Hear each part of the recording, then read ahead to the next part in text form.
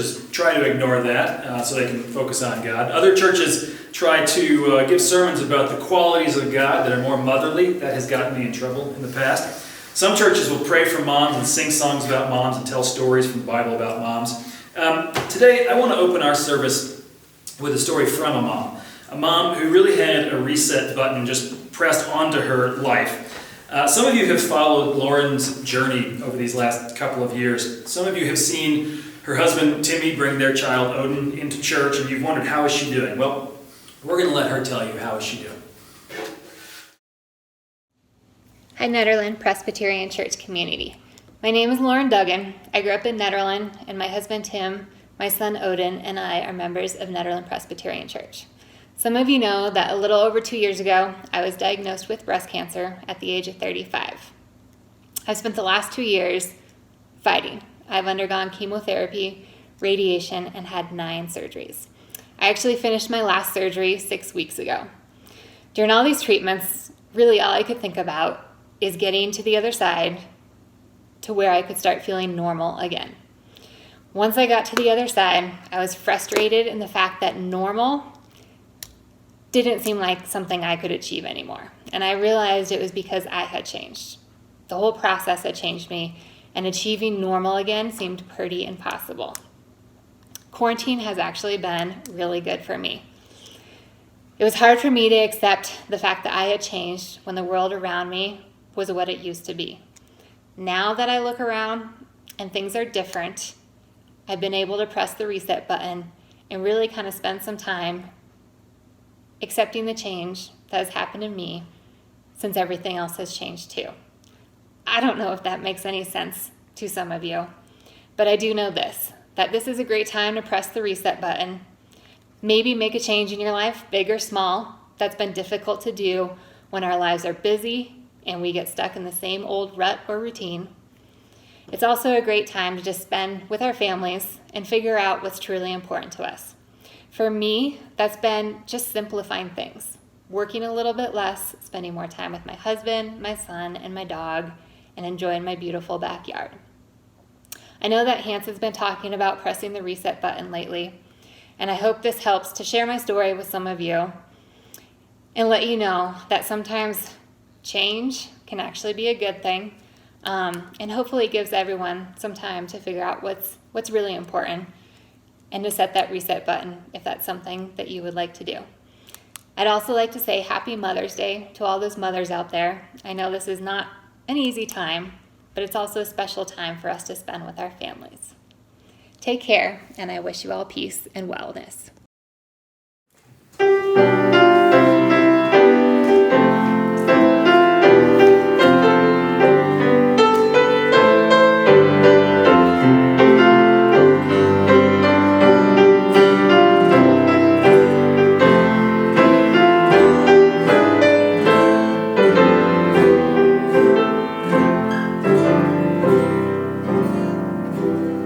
She comes sailing on the wind.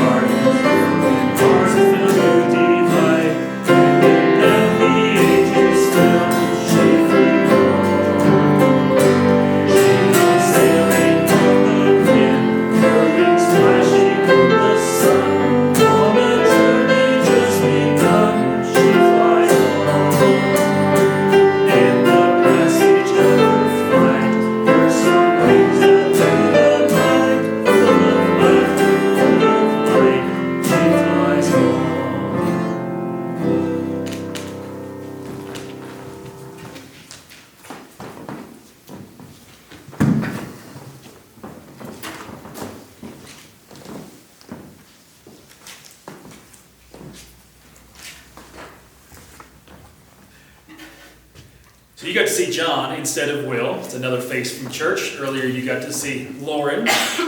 We miss a lot of the faces and the people we love from this church. This is your opportunity to pass the peace with your neighbors. Send a text or an email, or even write them a note and tell them, peace be with you, and also with you.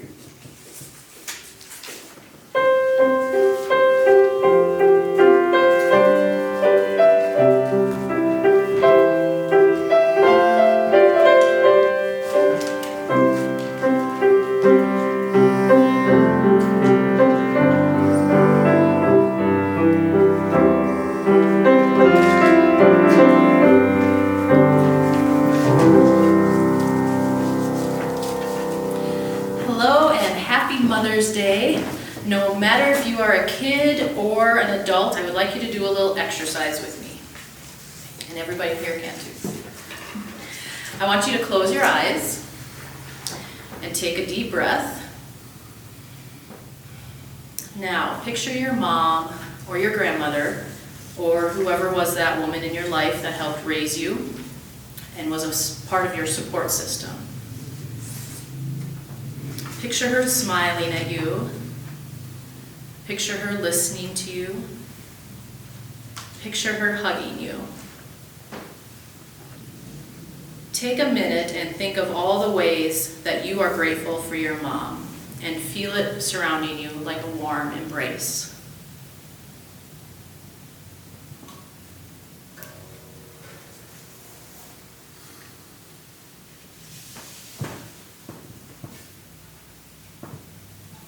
If you are a mom, or if you are with your mom or not with your mom, I want you to say something out loud that you appreciate about her. And open your eyes. I hope you smile when you think about your mom. It is usually traditional to get mom something on Mother's Day, and in our house this year, I found some old cups from a birthday party, and we colored them with Sharpies. Then we cut them and we put them in the oven for a short amount of time, and we made these flowers. And Rachel said that they were flower-ish, so modern art. But they were fun to do, and they were really fun to watch melt in the oven. I hope if you can, you make something for your mom, like a card, or just even coloring a picture for her, maybe a picture of you and her. And make sure you tell your mom and show your mom how much you love and appreciate her today.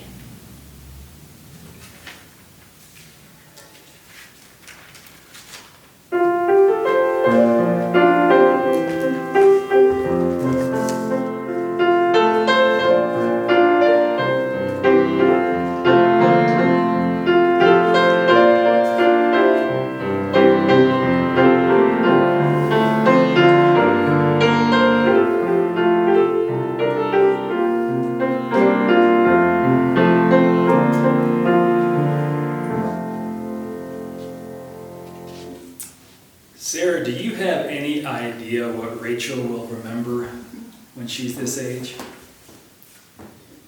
She might have no idea about this craft, or this might be the thing that tagged on for her and somehow sunk in. When I was Rachel's age, right there around kindergarten, my godparents had me for most of the time, and I remember once my mom came to pick me up. My godparents had a son named Jonathan, and this is backwoods Arkansas. I'd never even seen a black person yet, and he told a racist joke. And I remember at Rachel's age, right there in kindergarten, before we backed out of that driveway, my mom said, "Don't ever laugh at those jokes." I don't know why that sticks with me, but when you ask me to think about what envelops me, that's it. So today is one of those rewrite the morning of sermons.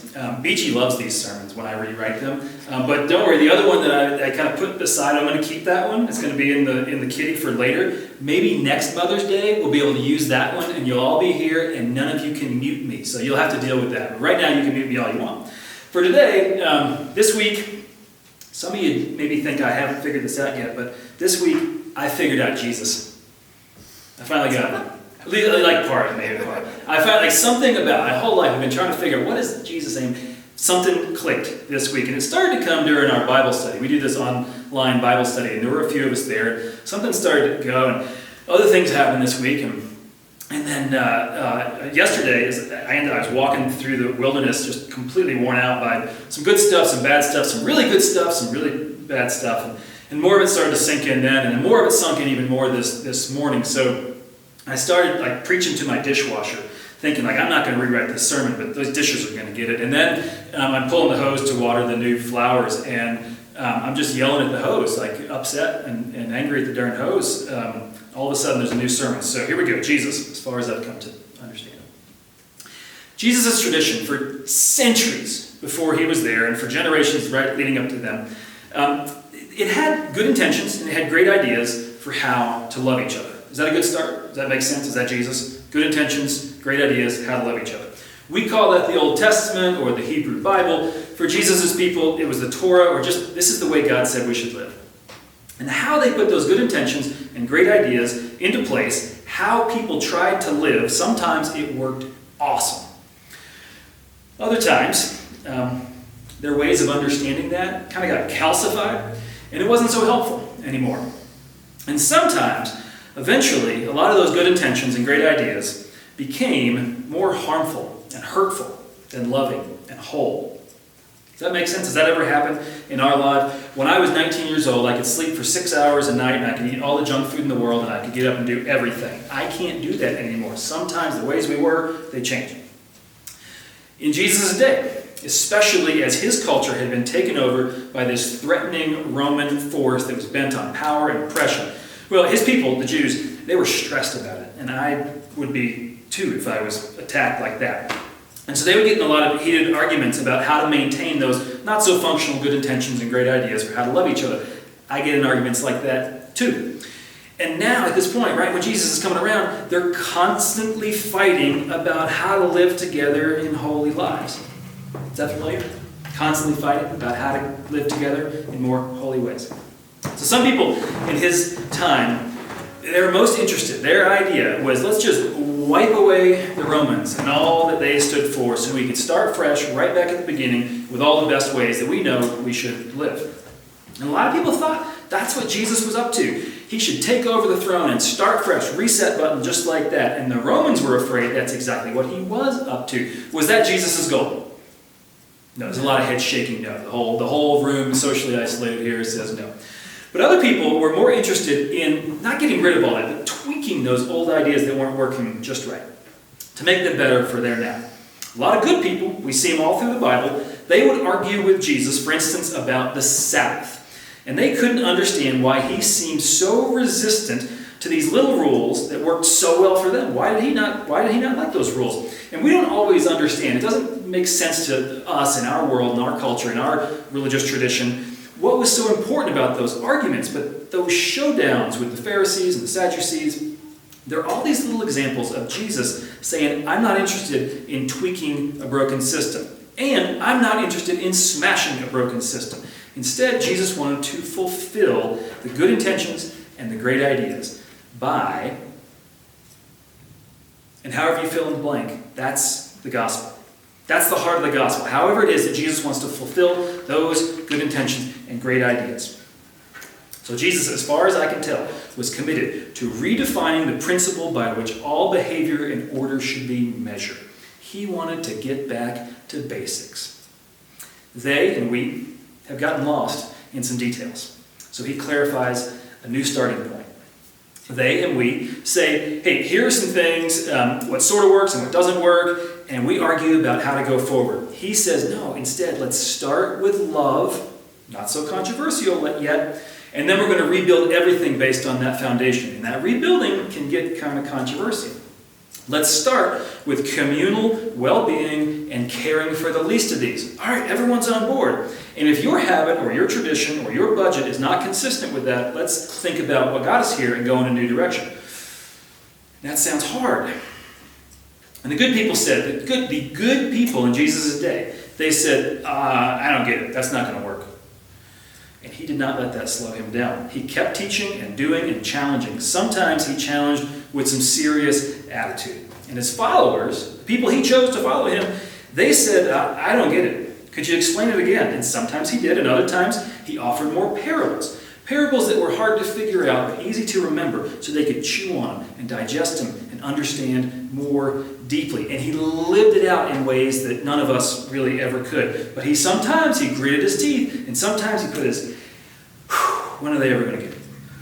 His enemies, on the other hand, well, they were ready to lose it when he started talking about rethinking the basics of a strictly religious idea like the Sabbath. But when he moved into politics, well, that's dangerous. Only a foolish religious leader would ever mix politics and religion. But then he went on to redefine the economy based on love. And then that happened. You see, you can talk about love. Maybe you can nod along. Maybe you can even go to church. Maybe you can say you believe in Jesus and God and all that stuff, for what it's worth. You can talk about love all day long as it doesn't impact my behavior or how I vote or what I do with my wallet. And when that happens, we have problems. So Jesus offered this holistic reset button for how we do life together. How we do life together. And that required a reset button for how we see the world. And that required a reset button for how we feel the world, which is probably the most difficult of all of them. Because as a pastor, people come to me. People are in my office all the time. Some of them, they come to me and they struggle about believing in God. Maybe you've said something like this. Maybe you feel something like this right now. You say, I have doubts about God. I get that a lot. And I do say this. Oftentimes I say in some way or another, I say, good. You're normal. Keep thinking. Keep asking questions. Don't hide your doubts. Me, personally, I don't struggle with that thing. Belief is kind of easy for me. Maybe you're like, okay, he's a pastor. That's easy for him. Good, lucky him.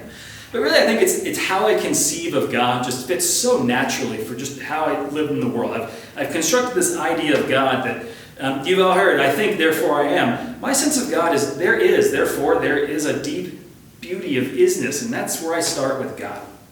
I'm glad y'all keep working at it. Doubt and belief, it's an easy one for me. It's hard for some people. Keep at it, and I want to help you to see better so we can all act better. That's why I'm a pastor.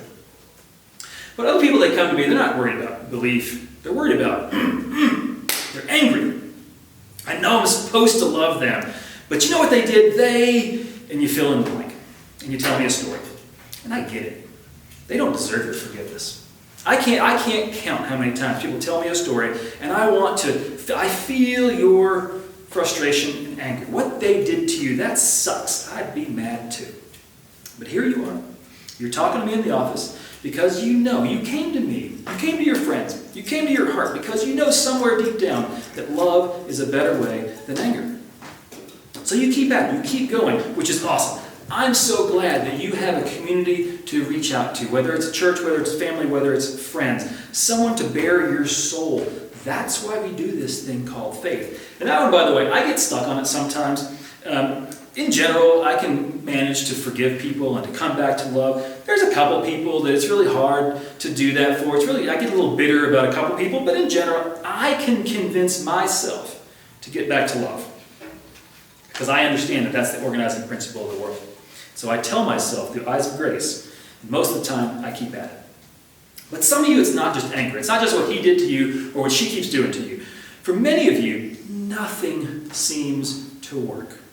Your life is just a struggle all the time, every day. It's hard to get out of bed because you're depressed. It's hard not to drink because you're an addict.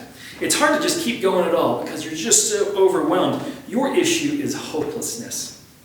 And there's nothing I can say to that. You come into my office, you tell me you're hopeless. The best I can do is to listen, maybe to relate, maybe some encouragement. But some of you struggle with things that are so hard. And so I pray for you, as hard as I know how to pray. I mean, people are in the hospital, I pray. People are in my office telling me, I'm ready to give up, I pray. Because I can't understand your path and what makes you get to that point.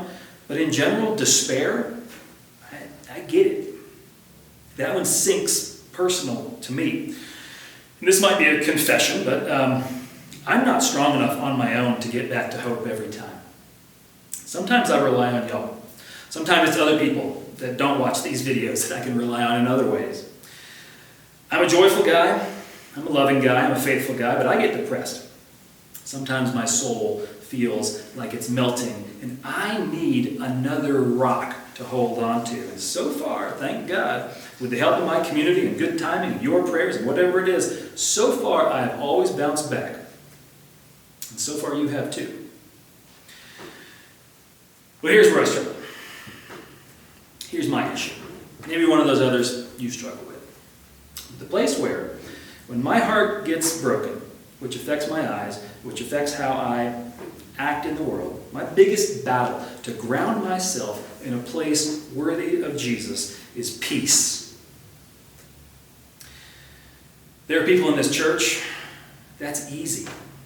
Congratulations. You know, you're the Dalai freaking Lama because you can just be peaceful. I'm not. This is my struggle.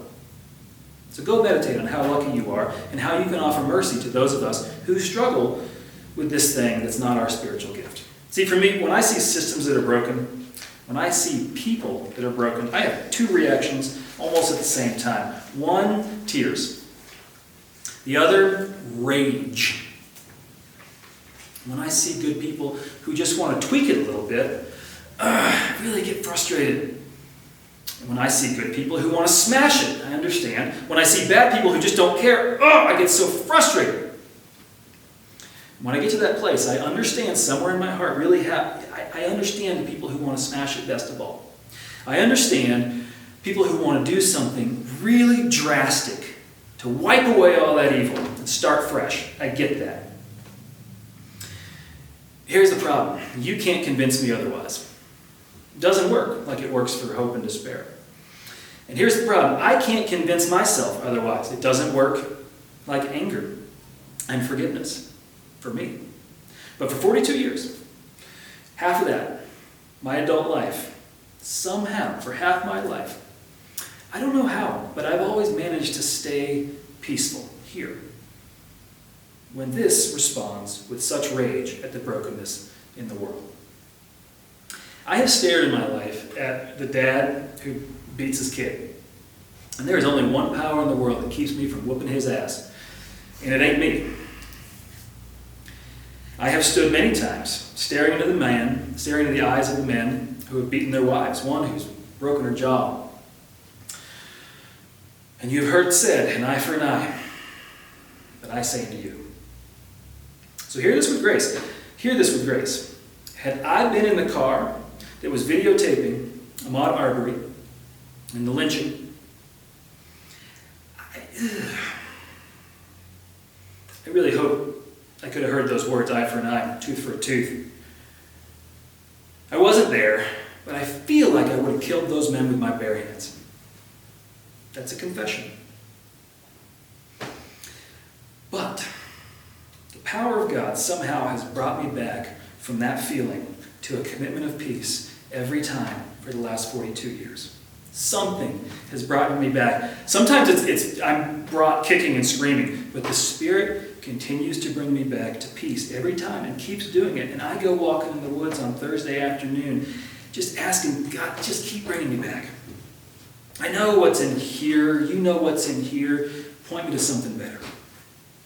And again, if your heart goes to peace so easily that you can't possibly understand what I'm saying and you think, oh my gosh, that guy, well, good for you. But some of you, others of you, 2 buildings fall, thousands of people die. You have to put that rage somewhere, right? That person's oppressed. You have to march. She's in trouble. You have to yell. There's a threat. You have to vote. They threw a punch. You have to defend yourself. Some of you feel you have to do something. And I walk in the woods and I say, God, what do you want me to do? Because I want to do this. And I know you have a different idea. And if you want to judge me for that, that's fine. Your issue is grace. Because I thank God every day, especially in the world we live in now, I thank God every day that I can feel something so clear pulling me back from my good intentions and great ideas for how to fix it towards something better, more holy. Paul called it a thorn in his flesh, and he thanked God for that painful reminder all the time. I call it, listen folks, I'm just screwed up enough to understand how you're screwed up, and maybe we can do this together. I think it makes me a better pastor. Maybe you disagree. Maybe it makes me a confusing pastor. But this is who I am. This is who I'm trying to be. This is the direction I'm trying to go. And just let me be clear, because there's a lot of people messed up here. There's a lot of us who are messed up, and it's not a mistake. we aren't the problem because we have these feelings. God knows we are messy. That's life. God knows that this heart reset button is so really hard because God knows that in 1,000 different ways we get pulled down. And so God offered this vision, a comfort, an assurance, a promise to bring us up. You don't have to follow Jesus here, God here, anything. But if you do, it's going to be hard. In this world there will be troubles. So take heart, Jesus says. I promise we can get there. I promise we can overcome. I promise I can overcome for you. So today's scripture comes from the early church in a time of real difficulty. It would have been easy to doubt back then. There would be great reasons to be angry. There would be plenty of despair to go around and all the reasons in the world to fight back. And this weird, poetic mystic named John, he says, hold on, here's a picture of God's promise. This is the goal we're aiming for. It's not just a goal, it's here. This is a reset button for all things, for all people, for your heart. It looks like this. Then I saw a new heaven and a new earth. For the first heaven and the first earth had passed away, and even the sea was no more. And I saw the holy city, the new Jerusalem, coming down out of the heaven from God, prepared as a bride adorned for her husband. And I heard a loud voice from the throne saying, see, the home of God is not distant, not separate, not in another time. It is alive among the living. God will dwell with them. They will be God's peoples, and God's own self will be with them. God will wipe away every tear from their eyes. Death will be no more. Mourning and crying and pain will be no more. For those first things have passed away. Then the angel showed me the river of the water of life, bright as crystal, flowing from the throne of God and the Lamb, through the middle of the street of the city. On either side of the river is the tree of life, with its 12 kinds of fruit, producing its fruit each month, and the leaves of the tree are for the healing of the nations. And who wants some healing for our nations? Who wants some peace? Who wants to be done with the tears and the suffering? That's the invitation that God has brought before us for all time. You are invited to come to this table.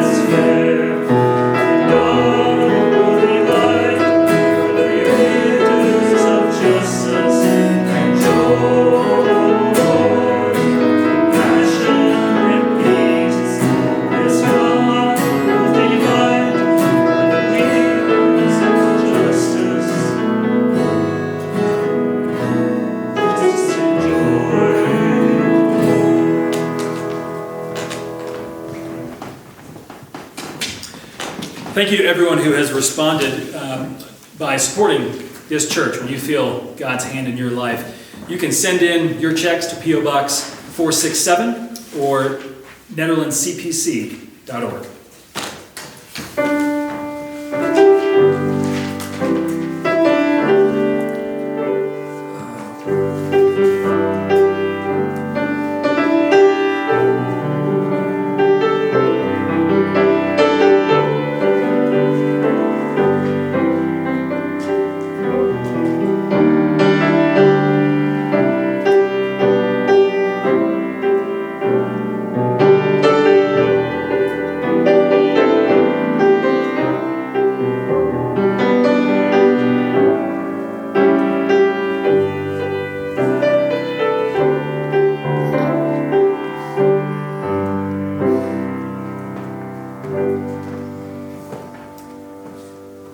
Let us be in a place of prayer.